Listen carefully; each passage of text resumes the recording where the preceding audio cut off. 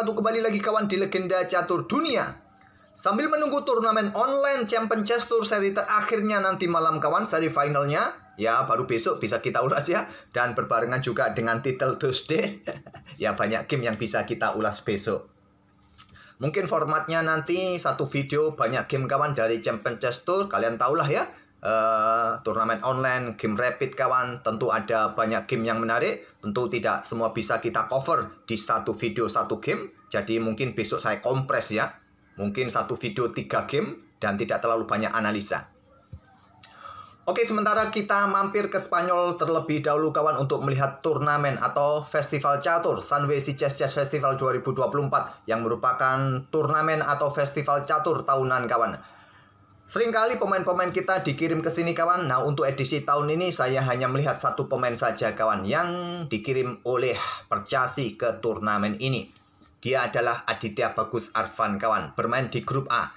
Saya belum cek juga untuk grup B, tapi yang saya lihat di grup A ini hanya ada satu nama. Atau admin melewatkan nama-nama yang lain ya. Nah, sudah memasuki babak kelima tadi malam. Posisi Aditya Bagus Arfan terlihat kurang bagus sementara sampai babak kelima kawan. Dia berada di posisi ke-36 kawan. Nah, di sini Aditya Bagus Arfan memetik 3 kemenangan berturut-turut sejak game pertama, kedua, game ketiga menghadapi pemain non-master. Ya, enteng lah menghadapi pemain non-master seperti kalian-kalian. Admin juga bukan master kawan ya. Tenang, ada temannya kalian. Admin juga bukan master catur. Admin hanya komentator yang pintar bicara saja, tidak pintar main catur. Nah, kemudian di game keempat menghadapi International Master, bermain imbang remis. Nah, tadi malam di game kelima kawan kalah oleh International Master. Sementara mendapatkan 3,5 poin dari 5 game yang sudah dimainkan kawan. Di game berikutnya dia akan menghadapi seorang FIDE Master kawan. Elo performanya ya sama dengan elonya saat ini ya. Tidak terlalu jauh. Elo performanya 2399 kawan. Elonya sendiri saat ini 2416. Ya, Aditya Bagus Arfan ini dalam misi kawan untuk mendapatkan norma JM-nya. Norma keduanya kalau tidak salah ya. Dan mengejar elo. Dia sudah mendapatkan 1 norma JM. Di turnamen apa itu ya? Admin lupa itu. Ya, dia sudah mendapatkan norma JM pertamanya. Tinggal mengejar elo dan norma berikutnya. Oke, tentu saja game dari Aditya Bagus Arfan ini yang kita ulas kawan. Saya pilih pada game kelima. Saya pilih saat menghadapi lawan yang seimbang saja ya. Kalau menghadapi pemain-pemain non-master seperti ini, ya seperti menghadapi kalian. Jadi kurang menarik. Coba kita lihat kekuatan International Master kita di kancah internasional kawan. Aditya Bagus Arfan menghadapi seorang International Master juga asal Spanyol. Dan kekuatan elo kedua pemain tidak jauh beda ya, hanya terpaut 18 poin saja. Level imbang kekuatan kedua pemain ini. Oke, Aditya Bagus Arfan mengawali dengan pion E4. Siapa nama panggilannya kawan? Aditya, Bagus, atau Arfan? Ya, seenak admin saja ya. Pokoknya nggak menyimpang dari nama pakemnya. Pion E4 kawan, sila defense dimainkan oleh hitam. Kuda F3, pion G6. Bermain dengan Hyper Accelerated Dragon. Kalau permainan Dragon yang biasa, pion D6 akan dilanjutkan oleh hitam. Selepas pion D4, pion pukul, ambil balik, kuda F6, kuda C3, dan pion G6. Ini Dragon biasa. Tapi yang tadi kawan langsung dengan pion G6, Hyper Accelerated Dragon atau akselerasi naga yang hyper. Pion D4, pion pukul, kuda ambil balik, gajah G7, pion C4. Opsi kedua diambil oleh Aditya Bagus Arfan di sini kawan. Pada umumnya yang paling populer kuda C3 terlebih dahulu. Yang biasa akan berubah ke dalam permainan naga biasa, dragon biasa. Lanjut kuda C6, gajah E3, kuda F6, gajah C4, rokade gajah B3, pion D6, pion F3, gajah D7, menteri naik ke petak D2.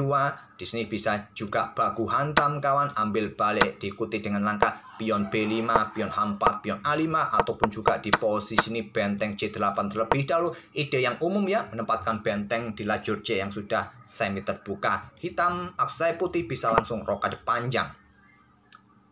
Permainan naga pada umumnya berlanjut ke kuda C3. Sebentar kawan, nyamuk lagi nyamuk. Pagi-pagi sudah banyak nyamuk. Jadi nggak konsen admin mau rekaman. bisa belepotan. Sampai mana tadi? Oke, pion C4 dipilih oleh Aditya Bagus Arfan, memilih jalur kedua, mengajak lawannya untuk bertarung di area teritori yang jarang diambil di permainan Shisila Naga. Apalagi di sini hitam tidak melanjutkan jalur utama pion C4 dengan kuda C6 kawan, langsung keluarkan menteri.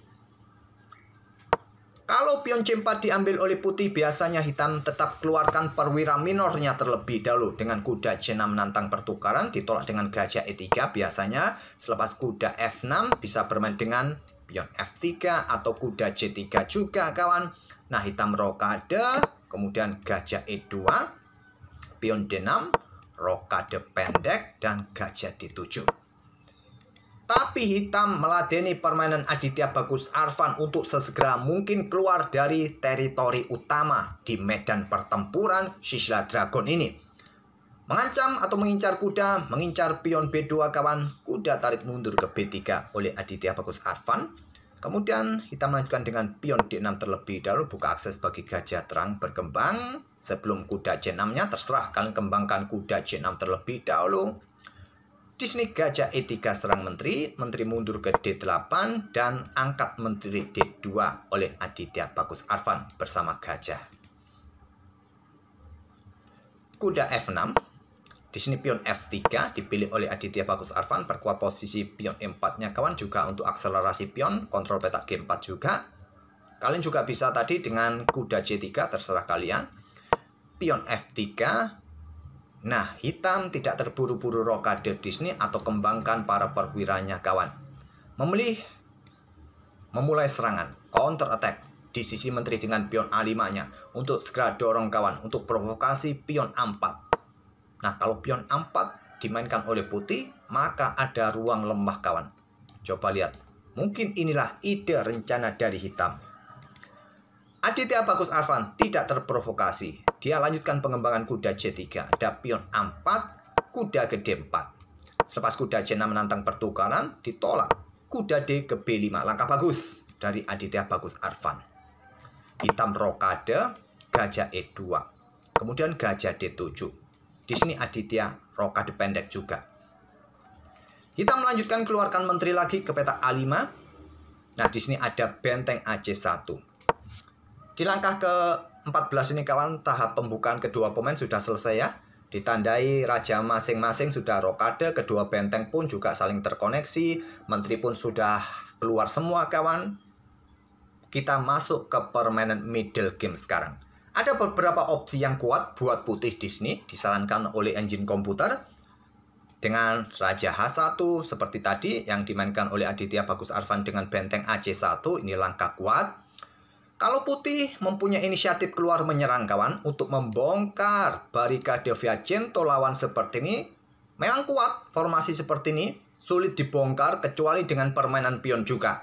Untuk membongkar barikade pion Vajento ini, ya tidak lain dengan pion juga. Nah, sudah saatnya pion G4 bisa didorong oleh putih di posisi ini menurut engine komputer. Nah, hitam mengcounternya juga dengan pion H5. Tapi Aditya Bagus Arfan sepertinya juga tidak terburu-buru, keluarkan benteng saja ke pusat, ke lajur C, benteng AC1. Selepas benteng FC8 di sini, baru mulai dorong pion F4 Aditya Bagus Arfan. Atau langsung pion G4 ini juga kuat, yang paling kuat kawan. Ini juga bagus oleh Aditya Bagus Arfan, sedikit demi sedikit mulai dorong maju pionnya. Ada gajah G4 lanjut hitam, menantang pertukaran, ditolak. Di sini bisa menteri ke petak D1 kawan. Ke D1 untuk memaksa hitam yang melakukan pertukaran kah? Ataupun tarik mundur kembali gajahnya. Memilih dengan geser benteng lagi. Benteng FD1. Cukup prinsipal menempatkan dua benteng di lajur-lajur pusat. Kalau kalian terima tentu tidak bagus buat gajah gelap kalian ya. Ambil balik oleh kuda. Gajah gelap tidak punya tempat lagi. Nah, untuk membongkar struktur Vajento seperti ini kawan, untuk memanfaatkan ruang-ruang gelap, tentu kalian harus punya senjata gajah gelap. Selepas kalian tidak punya ini lagi, gajah gelap lagi, sulit ke depannya kalian akan bongkar formasi Vajento gajah gelap lawan. Jadi keputusan yang bagus juga untuk mempertahankan diri Aditya Bagus Arfan. Biarkan saja hitam yang mendahului. Menteri B4 lanjut hitam kawan.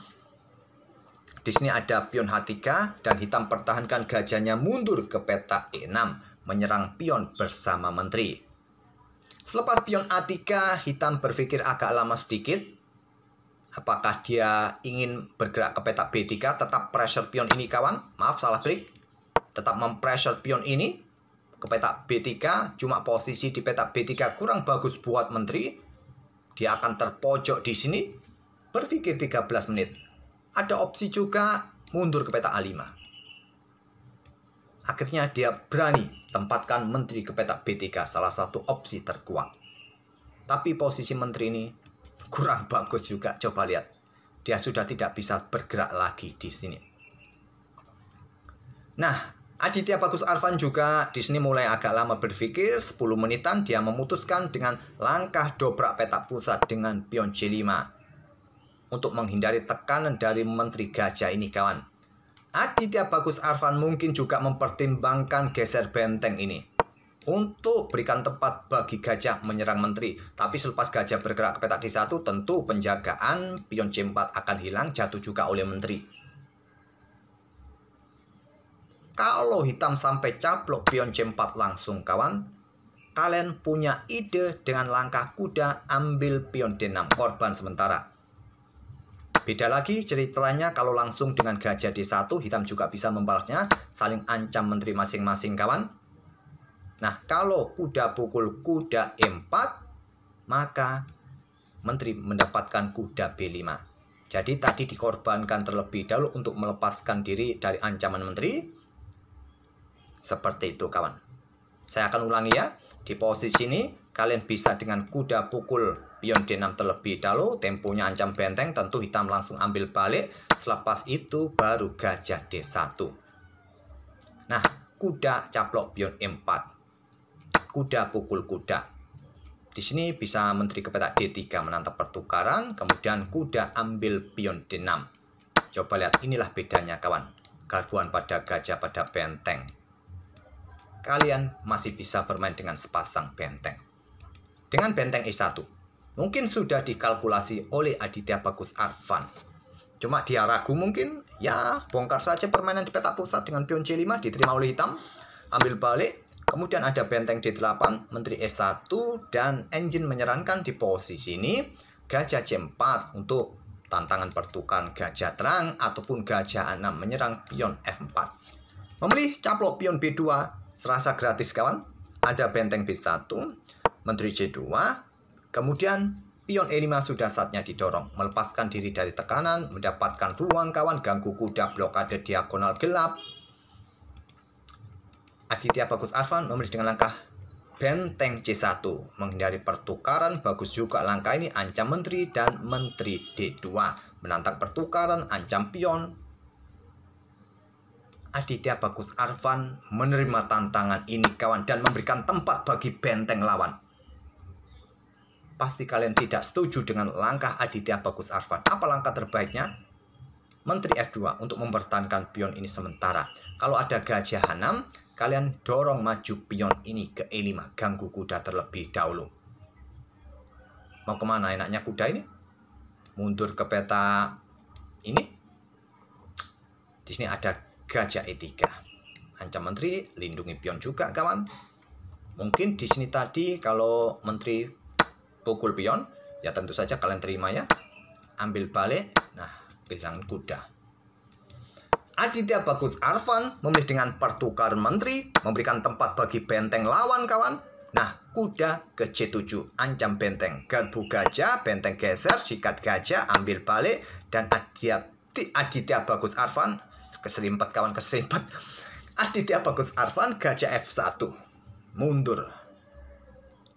Mungkin berikan tempat bagi kuda nanti kawan di sini untuk lindungi pionnya. Apa langkah kuat lainnya? Masih pion E5 kawan, ganggu kuda, kuda ke E4 di sini, jual beli di sini kawan. Nah, ambil gajah di sini dan seterusnya, kuda kembali ke C3. Memilih gajah ke peta F1. Kuda H5 serang pion. Nah, kuda caplok pion A4. Lanjut Aditya Bagus Arfan. Di sini ada kuda D4. Membuka lajur C-nya kawan. Pressure di sini. Dan juga harus berhati-hati, ada kombi kawan di sini. Kuda ini juga siap lompat ke petak G3, apakah disusul dengan saudaranya nanti pengorbanan kawan atau melakukan skak di sini. Nah, langkah terbaik di sini menantang pertukaran benteng. Mungkin ada kuda ke E2 skak terlebih dahulu, sikat oleh gajah atau geser mungkin ke petak H2, diikuti benteng pukul benteng. Memilih dengan raja langsung geser ke H1. Dan silakan kalian pause video ini untuk beberapa detik kawan, dan coba kalian temukan langkah terbaik buat hitam untuk memanfaatkan kesalahan raja H1 untuk memberikan ancaman skak mat bagi Aditya Bagus Arfan. Posisi Aditya Bagus Arfan sudah dalam posisi sulit kawan, masih di langkah ke-30. Aditya Bagus Arfan tersisa beberapa detik saja. Tentu di game klasik ini 90 menit tentu ada increment-nya kawan, biasanya 30 detik. Dan ada tambahan kontrol waktu lagi selepas langkah ke-40. Aditya Bagus Arfan dalam posisi yang panik mungkin, geser rajanya ke petak 1, dimanfaatkan oleh kuda F3, langkah cantik dari hitam. Disusul dengan kuda ke G3, ancaman skak mat satu langkah berikutnya kawan. Mau tidak mau, kuda ini harus diambil. Kuda G3 skak, terpaksa ke petak G1 dan benteng sikat gajah C5, lanjut hitam. Tidak ada yang menjaga ruang gelap kawan, ancaman skak mat satu langkah. Pion E5 jawabannya, supaya tidak ada ancaman skak mat dan hitam akan melanjutkan benteng pukul benteng, ambil balik kawan, dan gajah ke H6 mungkin akan dilanjutkan oleh hitam. Dan coba lihat, benteng ini sudah meng-cut off pergerakan Raja Putih. Tapi Aditya Bagus Arfan di sini mungkin sudah capek kawan, otaknya sudah lama mikir, posisinya kurang bagus. Udah, kasih saja skak mat lebih cepat. Gajah D4 skak mat di langkah ke-33. Itulah kawan kekuatan International Master muda kita, Aditya Bagus Arfan, yang sedang dalam misi mengejar gelar Grandmasternya di turnamen Sunway Sijers Chess Festival 2024 babak kelima. Oke, semoga permainan dari Aditya Bagus Arfan tadi bisa memberikan bahan referensi kalian dalam permainan Sisi Lain Naga yang admin tunjukkan beberapa jalur alternatifnya ya. Dan jangan lupa kawan ya, mampir ke channel kedua admin, channel yang khusus mengulas game ugal-ugalan yang penuh dengan langkah-langkah pengorbanan brilian. Oke, sekali lagi terima kasih, jangan lupa tinggalkan jejak kalian. Wassalamualaikum warahmatullahi wabarakatuh.